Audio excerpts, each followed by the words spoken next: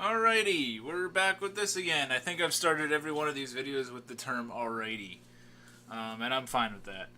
It's every anime I ever finished, and I only like to upload these 20 minutes at a time, so here we go! Madoka Magica. As I'm being told that I have a Java update. Madoka Magica is a really, really awesome show. Sort of like people like to have the debate of it's like if it's a deconstruction or whatever. I don't really care about that. I care about it has like an interesting premise in the sense that it is this like kind of whimsical magical girl show, and then it has a real dark side. It's really truthful about what can happen to you when you are a magical girl and you're putting yourself in what are supposed to be dangerous circumstances. And it's got an interesting art style. It's Akiyuki Shinbo. It's got interesting cinematography, some cool camera angles going on. I like the dub. Uh, it's pretty good. I like a lot of the characters. A lot of the fights in this have really cool looking. What are they? Is it witches that they're fighting, or something? I forget what they're called, but they use like a bunch of different art styles with it. And this is an example of some inventive animation that actually appeals to me. Like stuff like Studio Trigger does not, and this kind of does. So that last part's probably personal preference. Um, the movie is also really good. The last movie. What is this one called again? Rebellion. Rebellion's really good. I really wish we can get one more movie out of this. But yeah, it's really good. It's just like another like a continuation of what happened with some really fucked up mind game shit going on. Mermaid Forest, I have a review of Michiko and Hachin. This is an interesting show from the now defunct Manglobe, and it takes place. It's rare in anime that you see stuff take place. Outside of Japan, and this takes place in South America, I believe, like Brazil and I think Brazil and maybe partially in Mexico or something. But yeah, it's an alright show. It kind of loses its luster kind of quickly for me. It's got a Manglobe art style. It looks alright. It's about this like little cute girl and this crazy rebellious chick, and there's a whole lot of weird shit going on in South America, and it's rambunctious and all over the place, and yeah, I don't know. It wasn't incredibly memorable in my opinion, but not a terrible show. I think it did an alright job. It's also got a pretty solid dub. Mirai Nikki and Mirai Nikki Redial. We'll just talk about this all at once. I have this as a 3 out of 10. So, and a lot of people are probably going to get mad at that. This show started out awesome. Like, it's got a cool premise. It's like this, like, survival battle game kind of deal with cell phones, and the cell phones have, like, powers or something. So, on its surface, I should like it. However, I hate all of the characters, pretty much, besides, like, one or two of, like, the side people. The main character is really unlikable. He's just really boring and a pissant and just like I don't get how people shit on Shinji Ikari so much when they got like people like this kid. Like he's just so like bland and whiny and friggin' like I don't know. I never rooted for him. Like I wish he would just die like instantly in the show. And then you got Yandere, the character in and she's a yandere. If you're into that stuff, then she's the queen yandere, I guess. But the show really starts to crawl up its own ass towards the latter half, and then it has this kind of like weird ass pull of an ending. And then the movie's a little more satisfying, or the OVA rather, a little more satisfying, but still really up its own ass. Everybody just starts getting phones. Like you get a phone, I get a phone, your brother gets a phone, your sister gets a phone. The dog gets a phone. Everybody does. And plus, the god guy in this... sometimes there's CG animation in this that looks like ass. It looks like shit. And it came out in 2011. Stuff looks like it was in like a PlayStation 1 game. Mob Psycho 100. This is an awesome show from One, the same creator of One Punch Man. And a lot of people like to compare this to One Punch Man for that and say, like, which one do you like better? Personally, they're very, very different shows. Like, this is about, like, a really powerful psychic kid who kind of doesn't realize how strong he is and in truth, doesn't really care about it. Like, he's just kind of, he's a normal kid. He wants to, talk to the girl that he likes. However, the world around him, unfolds this like a lot of like cool psychic battles and stuff, and just like and a lot of weirdness with the psychic powers. It's got interesting art style. It's got really funny characters, a lot of really funny moments, awesome animation at times, and an amazing OP. I like One Punch Man a lot. I like this. If you ask me if whichever one I like better, it might be this one. I don't think either of them are that, like, rewatchable. I feel like this is a kind of, like, you watch it once show. Which doesn't necessarily make it a bad thing. Princess Mononoke, one of my favorite anime films of all time. I have it as a 10 out of 10. I think it's really, really awesome. Not a lot, I think, is bad with this, besides that sentence I just said. But it's an amazing Studio Ghibli Miyazaki film. Awesome visuals, awesome characters, amazing action. It's even got some like gore in there. It's not afraid to be more mature than most Ghibli films. And yeah, I really like it. But I think everybody's talked about this movie enough. It's really good. You go watch it.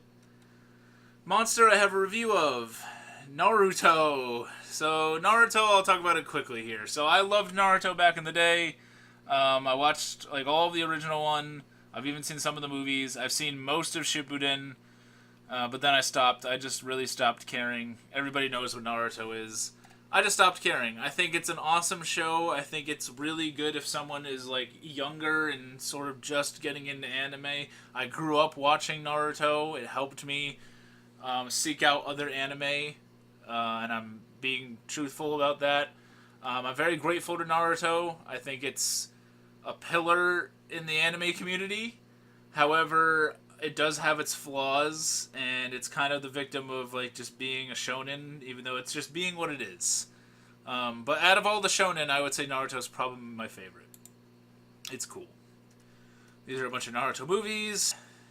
Neon Genesis Evangelion, I'm going to do a video about this in general at some point. One of my favorite anime of all time. It's friggin' awesome. Everybody needs to watch this. It's a brilliant character study of just a ton of different personalities and a lot of like fucked up shit, all sort of masked with this like great like sci-fi story of like these alien creatures coming to Earth and us getting in like these giant robot things to fight them. And discovering more about yourself and more about the world around you, and coming to terms with how the world actually is. Sometimes the world is shitty, sometimes people are shitty, and sometimes you kind of have to, you either deal with the shit or you come up with some asinine plan to try and get around and make excuses for you not dealing with the shit. A lot of amazing imagery in this. A lot of it's really like thrown in there because obviously they use a lot of like Christian symbolism and stuff like that. I, for one, am a semi-religious dude, and I really appreciate all of the imagery in this because I went to like a private Catholic school, and so I recognized some of the imagery in this even when I was younger. And I know it's just kind of shoehorned in there because not like the creators are Christian or anything. But I really, really appreciate it. And I do have this asinine theory that, like, if there was ever an anime that God sent down to Miasma to enjoy, it was Neon Genesis Evangelion. Because it's fucking awesome, and I could watch it a million times and still love it. End of Eva is End of Eva. I can't really talk about that here. It's fucking awesome. Watch that too. Welcome to the NHK. This is a Gonzo show based on a light novel that also has a manga adaptation about this hikikomori guy. This guy who he won't admit that he's a hikikomori, a shut-in, a guy that doesn't leave his house, except very rarely. And you kind of learn how his life kind of got to that point and how he has to sort of realize what he is because he's got this cute girl that's trying to help him out, even though he's in real denial and he's got some baggage in his past and he's got to deal with a lot of stuff in his future and stuff. So, really, really good show. One of the most relatable anime characters of all time. Even if you don't consider yourself necessarily a shut-in, I think even if it's not just Sato, like I think there's like multiple characters in here that a lot of people can relate something to. Like you can relate to his old senpai girl. I don't remember her name. You could relate to Yamazaki, his neighbor. I'm sure there are people that relate to... Oh my god, what is the name of the girl? It's going to bother me. Masaki. You can relate to Masaki. I think most anime fans will probably relate to Sato, but yeah, still a really good show.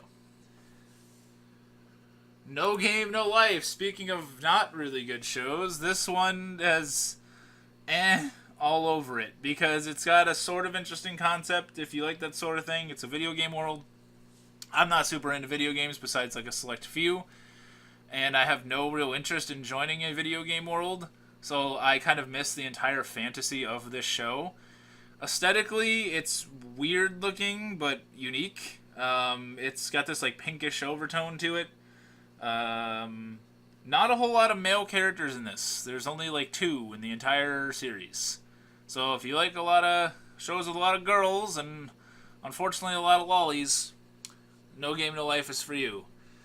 But a lot of people like it. I thought it was meh. It does not really have a solid ending. But it's an interesting concept about a world that's all decided on games, and there's these 2 people that are like unbeatable, except, you know, it has to... For some reason, it has to show the girl's like panties like all the time, even though she's like 10. Noragami and Noragami Arigato. So, I love Noragami. I've read 17 or so volumes of the manga, and seen both seasons of the show. And it's friggin' awesome. I like I said, I love like religious imagery sort of themes, and it's not like I watch like Bible thump. Like, I don't try and force religion on people, but when I see it like included in a show, it interests me heavily. And this is a show about a lot of like Shinto stuff, polytheism, and all that. And it's really interesting. It's got a multitude of interesting characters. Awesome art style. Bones hit the ball out of the park on this one. And yeah, I want another season because it doesn't really have neither. I mean, season 2 is actually better than season 1. Like Arigoto's, like season 1 I really liked, but at times it can be kind of meh. Arigoto is like a roller coaster ride for the entire time. And then we really need a season 3 because the manga is still really good. So somebody needs to give us that. Oji-san no Lamp, I have a review of One Punch Man. This is the other thing by One, same as Mob Psycho 100. It's everybody pretty much knows what this is. Amazing animation in this. It's pretty funny at times because he just beats everything in one punch. I thought it was entertaining for what it was. I'll probably check out season 2 of this. Maybe. I don't know. But I could see myself getting bored of it, but it's not... I would never shit on somebody for liking that. Because in truth, it's pretty good. Spice the Wolf. Seasons 1 and 2. So Spice the Wolf is an awesome anime. My good friend RK, who has been featured on this channel a long time ago, this is his favorite anime of all time, and I can sort of see why.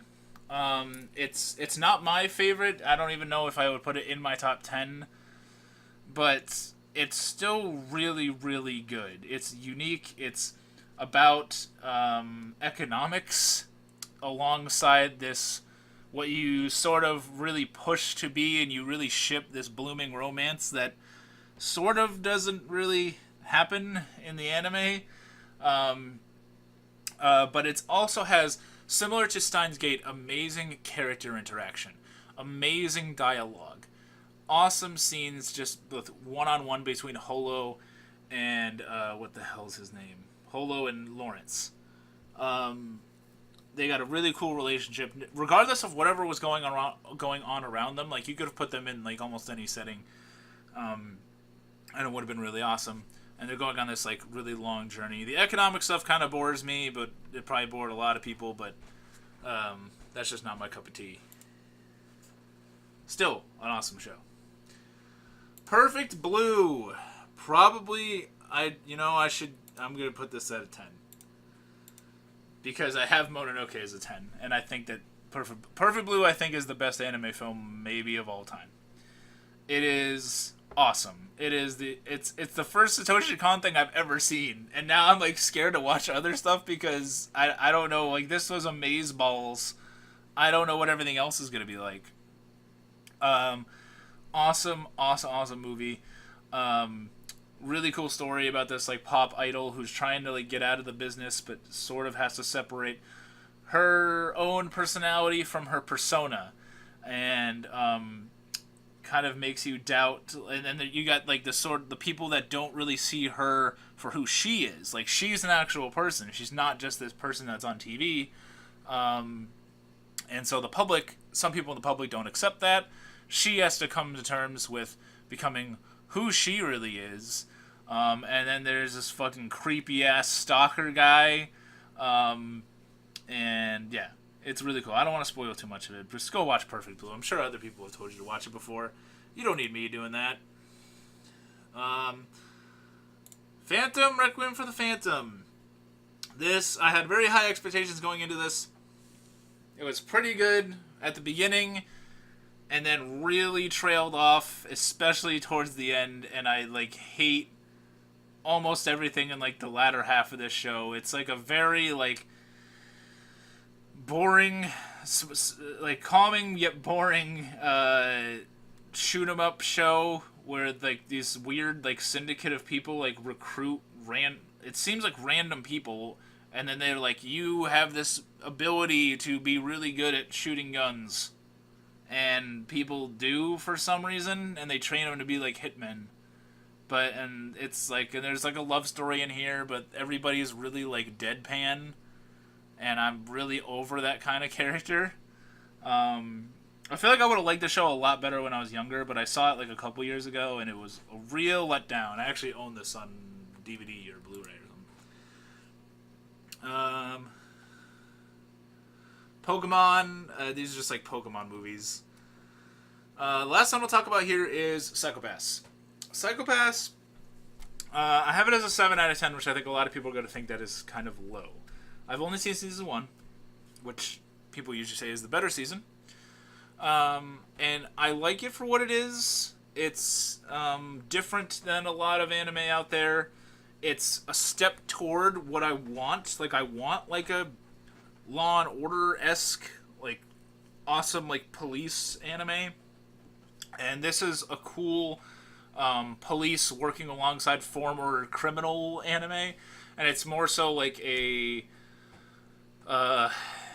commentary on like the world around them, because they have this really fucked up Sibyl system, which kind of decides people's fate by like a certain like numerical figure that they find out, and if you're too high, then they kill you. And that's their attempt to sort of calm the world and keep the world under control. And of course, when you have a system like that, corruptness can happen. Absolute power corrupts. And yeah, you unravel a lot of stuff about the world. It's got pretty interesting characters. I like the main girl a lot, Akane. She is a very, like, if there's a good person as an anime character, like, it's Akane. Like, she fights for like what's good. She is a pretty normal person in an anime character's shoes. Like, she is like one of the only people in the show that's truly fighting for justice on her own will. And it's really good. It's got an awesome music, really cool visuals. I didn't really care for the villain all that much, like, or any of the villains, and there's only so much I can take of like a commentary about like the whole world. Like 22 episodes of it started to wear thin for me. But and I would have liked to know. You get to know some backstory of some of the characters, but I want to know like more. But yeah, still a really good show. I highly recommend it. I'm surprised I actually don't own this. I think it's partially because I know season 2 apparently is ass, and I don't want to buy something that's incomplete. So yeah, that's it for now. We will start next time with Rec, which is a really awesome show. Thank you guys for watching. I got a Patreon. I'll link it down below if anybody wants to check that out. Thank you, Nia, for your kind donation this month. And this is Miasma, signing out.